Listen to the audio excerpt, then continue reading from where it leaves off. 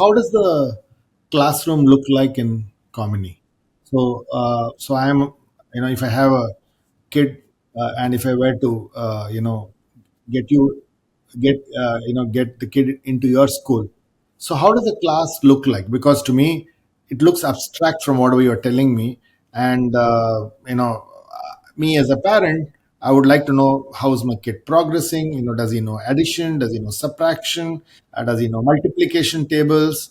Does he know grammar? Okay, so these are the worry that I have as a parent, because that's really what I believe gets tested as the kid grows, wanting to go to college and things like that. So clearly, how do you really then prepare the kids for the real world? Because obviously that's the real world that's out there, right? It's one aspect of the real world, which is that we have these competitive exams. That's changing too, and I assume that I'm willing to bet as well that with the way AI is progressing, that's going to change dramatically, because we already have AIs that within 2 years of ChatGPT coming along are already cracking the most sophisticated exams that can be given to them. But that's happening. But even without that, I think yes, competitive exams are a reality, but a very small part of reality. The larger part of reality is the world itself. So our job is to help them model the world, understand the world, understand themselves, and therefore our classrooms have to mimic that in a certain way. So in your conventional school, classrooms, it's very interesting how philosophy informs the structural design itself. If your philosophy of learning is that this is knowledge to be instilled, that means that it's one directional. The classroom that you have is one where the teacher is by the blackboard and you have class on one side. Literally, the design itself is shaped by that philosophy. Here, the philosophy is that that's not true. We have guides on the side. That means that there's no such structure. It's a very flexible one. So we have a lot of free play where kids are doing whatever, but we also have guided activities where the kids come together as groups. They don't sit at desks. We sit around. There's a facilitator or educator. And depending on the activity, the space is used that way. Sometimes it's desks if they have to be done at desks. But the point being that there's no single fixed structural design that is used for this, right? So the classrooms, when you talk about how they look, it's that it's free form, right? So we have these spaces, we have a library, we have music spaces, where spaces for the kid to run around. In Bombay, we are very creative because obviously space is a premium, but we manage that, right? So it's not your typical classroom. Now, when it comes to testing, this is again very interesting, right? 2 years down, we're realizing that, hey, you know what? It's true. Kids need to know this stuff. Again, now when we say need to know, there are certain basics.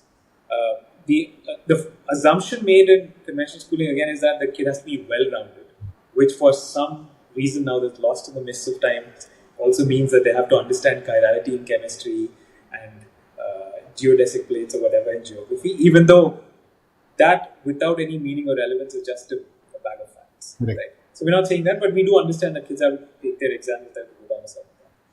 But then what we're questioning is, does that have to be done in a very standardized path, where every kid is trying to do something by a certain age? So like you said,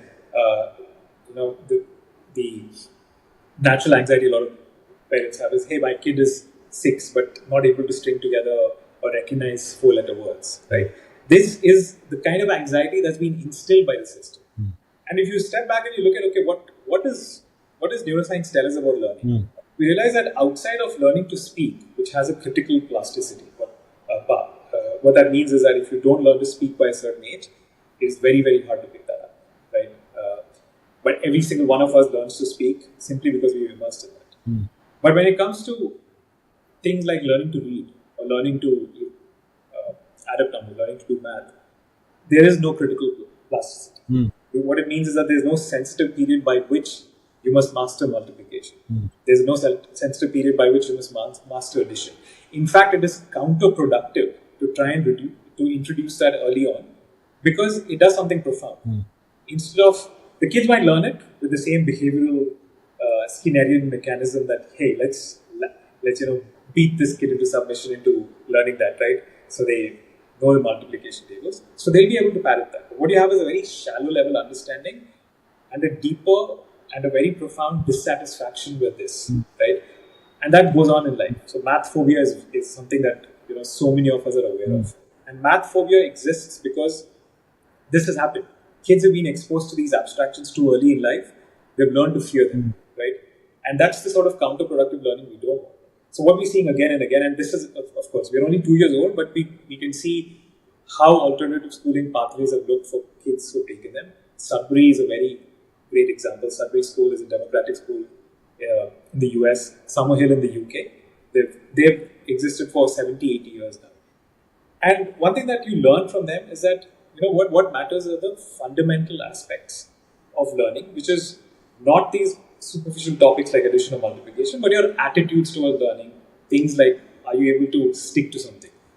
Do you have the working memory? Do you have the critical thinking to be able to question something?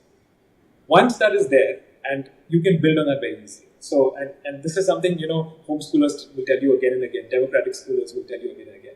Once someone is ready, and that means both in terms of their mindset, in terms of their attitude, in terms of their developmental age as well, they can just breeze through things. So you can take an 11-year-old, and even if that kid has not learned to read by then, once exposed to reading, when it's ready, he'll just pick it up right away. So a lot of these fears are very unfounded. So for us, our job, as we realize, is to keep telling parents about this, right? You don't have to worry about this, right? The kid has all the machinery required. They will pick it up. It's just a question of when. But it's counterproductive to try and squeeze everyone into the same bucket and say, you must finish this by this age, you must finish this by that age. So to come back to how we deal with this, yes, we absolutely understand that you have assessments to do, but we are not very worried or at all worried about saying that, okay, that must mean that we have assessments every year. Yeah, they have it when they do grade 10 or grade 8, that's fine. And we'll get them ready for that, right? Before that, there's all of life itself for them to explore, all of fundamental skills and traits to be acquired.